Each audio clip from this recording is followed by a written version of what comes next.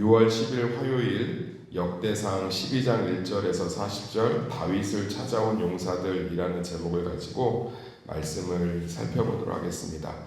시글락이라는 도시, 시글락이라는 단어가 오늘 묵상의 핵심이에요.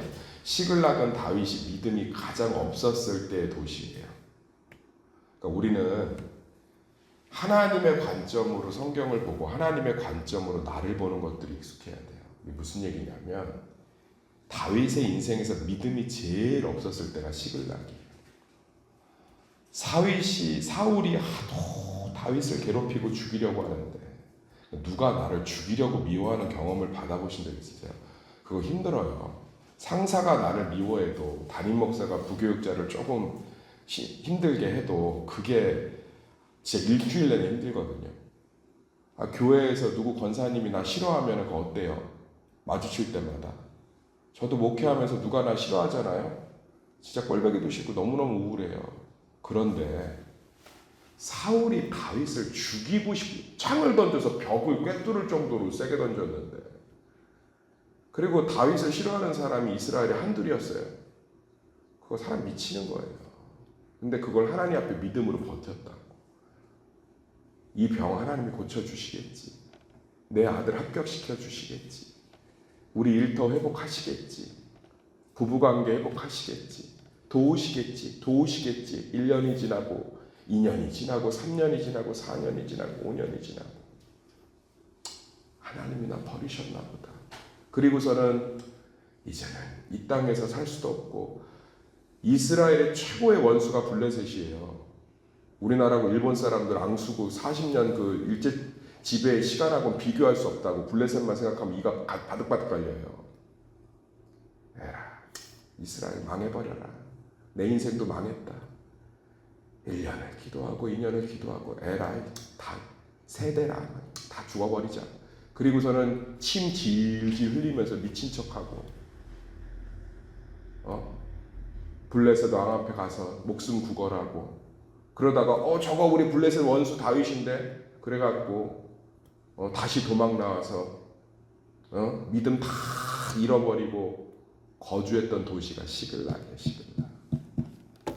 시글락이란 단어만 들으면 다윗은 가슴이 참 시렸을 거예요. 그런데 오늘 바벨론한테 쫄딱 망해서 돌아온 이스라엘 백성들한테 시글락이라는 단어를 계속 떠오르게 하고 있어요. 사랑하는 성도님들, 왜 하나님이 이 위로가 필요한 블레셋 포로들에게 시글락이라는 단어를 기록했을까? 자, 봅시다. 우리의 관점으로 볼 땐 고난 중에도 믿음을 지켜야지. 다윗은 믿음을 지켰는데. 아니요. 하나님의 마음 때문에 저희가 묵상하면서 울었어요. 다윗이 시글락에서 믿음을 잃어버릴 때 하나님 마음이 어떤 거예요? 오죽하면 네가 믿음이 흔들렸겠니? 그러면서 바벨론 포로들이 아마 위로 엄청 받았을 거예요.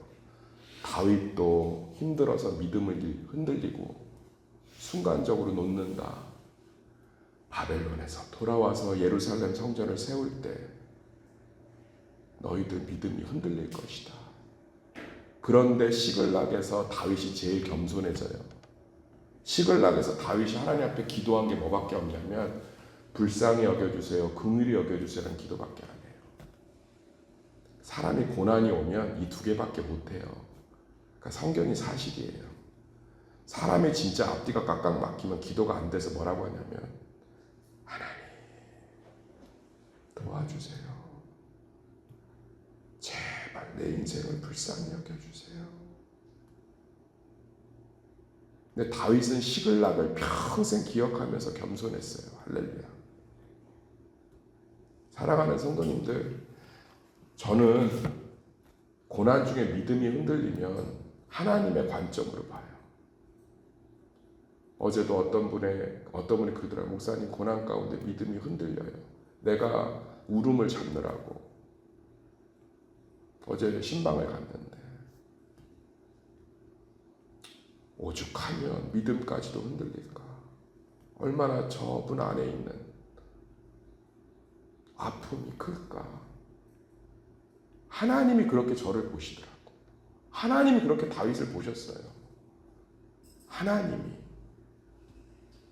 그러니까 우리는 고난 중에 믿음이 흔들리고 믿음이 형편없네. 내 관점이에요. 부모가 나 성적 안 나온다고 구박했던 관점, 영업 실적 안 좋다고 회사에서 눈치 주던 관점, 키가 작다고 난쟁이 똥자루라고 얘기했던 세상의 관점, 가게 매출이 안 된다고 부부가 맨날 싸웠던 관점. 그런데 제가 질문 하나 던질게요. 자식이 교회를 잘 다니다가 사업에 실패해서 이혼하고 상처받아서 교회를 안 나오면 저 믿음도 없는 새끼 이래요? 아니면 저한테 맨날 그래요. 권사님들이. 우리 아들이 교회에서 학생회장도 하고요. 청년회장도 했는데 애가 너무너무 아파서 힘들어서 저렇게 믿음을 잃어버렸어요. 자기 아들을 내어주시고 부모의 사랑을 창조하신 하나님이 어찌 고난 중에 흔들리는 믿음을 보고 그렇게 생각하시겠어요? 왜 그런 관점으로 보세요? 자기도 자식을 그렇게 안 보는데. 오죽하면 네가 믿음이 흔들리겠니? 그러면서 오늘 무슨 얘기가 나오냐면 그렇게 다윗이 믿음이 제일 바닥일 때, 고난이 제일 극심할 때 도와준 사람들의 이름이 나와요. 도와주긴 뭘 도와줘요? 이 사람들 대단하게 기록되어 있지만 다윗이 시글락에 유배에 있을 때, 도망갔을 때, 망명했을 때 제일 비참했다니까. 막 침 질질 흘리면서 미친 척하면서 목숨 구걸하고. 그 사람 해보셨어요? 사고 친 아들 그 부모 앞에서 무릎 꿇고. 제 아시는 분이 그러더라고요. 장로님이 아들 사고 수습하고 돌아오셔서 그러더라고.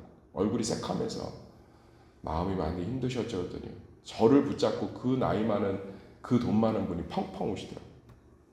내가 내 인생의 자존심 다 버리고 왔습니다. 아니 사무엘이 기름 부어서 왕됐지. 지가 왕되고 싶어 왕됐어. 하나님 사울 손에서 한 번도 구원을 안 했어. 몇 번 간증거리는 있었어도 근본적으로 사울하고 화해를 하게 하든지 사울을 죽이든지. 그러니까 막 블레셋 아합에서 침을 질질 흘리면서 살려주지. 그 자존심이 오죽해. 그러니까 다 무너진 거예요. 다. 사람이 그 정도로 목숨을 구걸할 땐 신앙이 없어요. 다 무너진 거예요. 싹 무너진 거예요. 그런데 그 다윗 보고서는 뭐 대단한 용사요. 뭘 대단해요. 시글락에서 아무것도 못하고 먹고 살고 버티고 있었는데. 근데 그 사람들을 기록한 이 사람들도 그럼 다윗 곁에 왜 모였냐? 아니 뭐 그냥 뭐 좀 싸움 좀 잘하고 방패도 잘 들고 이랬는데 인정을 해줘야지. 그러니까 다윗 곁으로 모여든 거예요. 다 비슷한 인간들끼리 모인 거예요. 다 비슷한 처지끼리 모여요. 원래가. 다윗이 도망 다닐 땐 다 도망 다니는 사람들 모이고요. 다윗이 숨어 있을 땐 다 숨어 있어야 되는 사람들 모여요. 성경 보면 그래요. 그런데 거기서 다윗이 힘을 얻어요. 이게 참 아름답지 않나요? 사랑하는 성도님들, 믿음이 흔들릴 때 맛있는 밥 한 끼가 하나님의 위로인 줄 믿습니다. 믿음이 흔들릴 때 같은 처지에 있는 사람이 손잡아주는 게 위로인 줄 믿습니다. 우리는 하나님의 위로를 되게 대단하게 여겨요. 갑자기 막 힘들어하고 기도하고 있으면 뭐가 위에서 불 같은 게 떨어져갖고 막 모든 게 극복되고 막. 그런데 보면 다윗이 제일 믿음 잃어버리고 힘들고 지치고 낙심하고 절망했을 때 같이 절망했던 사람들이 꾸역꾸역 모여드는 사람들이 다윗에게 힘이 됐대요. 그래서 용사로 기록하고 있잖아요. 교만은 뭐냐면 위로의 방법도 내가 딱 쥐고 있는 거예요. 나는 이거 아니면 위로 못 받아. 그래서 목사님이 전화해도 아유 나 힘들어서 전화도 받기 싫어요. 누가 문자 하나를 받아 에휴 너는 자식이 그래도 용돈에도 펑펑 주니까 이런 문자나 보고 있지. 에이씨 다 사람 존재 자체가 꼴보기 싫다. 이거 엄청난 교만이에요. 위로도 내가 원하는 수준으로 주지 않으면 안 받겠다는 거예요. 그런데 다윗과 똑같은 처지에 있는 사람들을 통해서 다윗이 새 힘을 얻습니다. 하나님의 위로를 받아들이세요. 내가 원하는 위로가 아니어도. 아멘. 저는 그 관점으로 보면 세상에 하나님의 위로가 끊임이 없어요. 할렐루야. 어제도 누가 노래 하나를 링크를 걸어주더라고요. 목사님 듣다가 눈물이 났는데 한번 들어보세요. 아, 얼마나 위로가 되는지. 얼마나 위로가 되는지. 왜? 하나님은 그렇게 일하시니까. 우리가 생각하는 하나님의 위로는 대단하다고 여긴단 말이에요. 근데 보세요. 보시라고.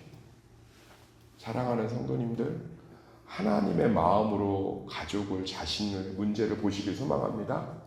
다윗이 믿음이 제일 떨어졌을 때 그 입에서 불쌍히 여겨달라, 긍휼히 여겨달라밖에 얘기하지 못하는 처참한 마음인데 그때 하나님께서는 다윗을 가난하고 소외되고 외면당한 사람들을 통해서 위로하시고, 이걸 보는 유대인들이 바벨론에서 돌아온 유대인들이 얼마나 위로를 받았겠어요. 근데 진짜로 탈무드를 읽어보면, 탈무드를, 동화 탈무드 말고 진짜 유대인의 경전 탈무드를 제가 다 몇 번을 읽었는데, 그 탈무드 보면 유대인들은 하나님의 위로를 굉장히 실제적으로 기대해요. 우리처럼 뭐 영적이고 이런 것들도 있지만 탈무드를 보면 유대인들은 하나님의 위로를 작은 과자 한 조각, 바람의 그 산들바람의 그 상쾌함, 이런 거 안에서 하나님의 위로들을 엄청 기대하고 소망하는 것들이 이 유대인들의 탈무드에 정말 잘 녹아 있어요. 사랑하는 성도님들, 모세가 살인자가 되어서, 살인자 누명도 아니에요. 사람 쳐 죽였어요. 살인자가 되어서 40년 동안 처가살이하면서 반 시체처럼 지내는데 하나님이 떨기나무 가운데 나타났는데, 그 떨기나무 보셨어요? 우리는 떨기나무 머릿속에 지금 뭐 떠오르죠? 어마어마한 르티나무, 상수리나무, 금강송, 사람 무릎 정도밖에 안 됩니다. 거기서 불 조금 타고 있는 거예요. 광야에서 가끔 흔하게 있는 일이에요. 그런데 이거 금방 타거든요. 나무가 작아서 짜작짜작하고 금방 타고 끝난다고.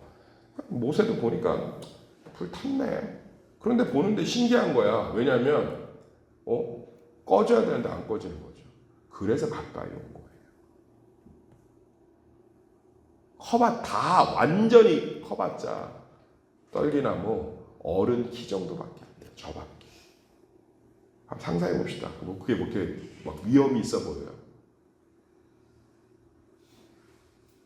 위험이 있어 보여요. 예수님이 하나님이시죠. 아멘. 이 땅에 오실 때 모습이 얼마나 초라했으면 유대인들이 뭐라고 했어요? 저게 무슨 유대인의 지도자며 메시아이냐. 이사야서에 보면 흠모할 것이 없대죠. 원래 하나님이 그래요. 아멘.